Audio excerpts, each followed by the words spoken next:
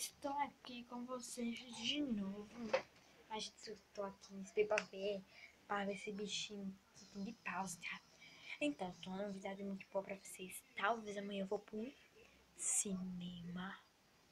Cinema. Escutou? Quem não escutou, não escutou. Cinema. Então é isso. Então vou pro cinema sozinha.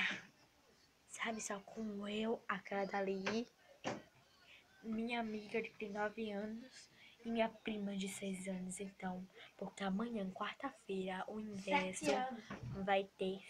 O ingresso vai ter de R$7. Então, vamos aproveitar.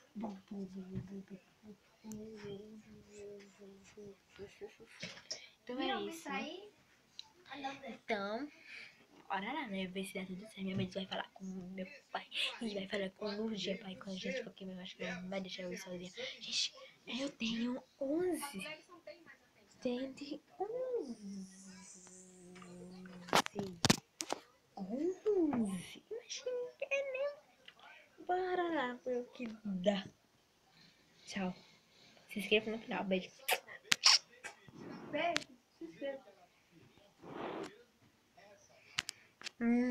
Tô brincando, gente. Não é porque eu não quero parar, não. Eu quero parar, só que não é que eu tô apertando, não tá dando errado, não. É porque é assim mesmo. Eu quero fazer isso.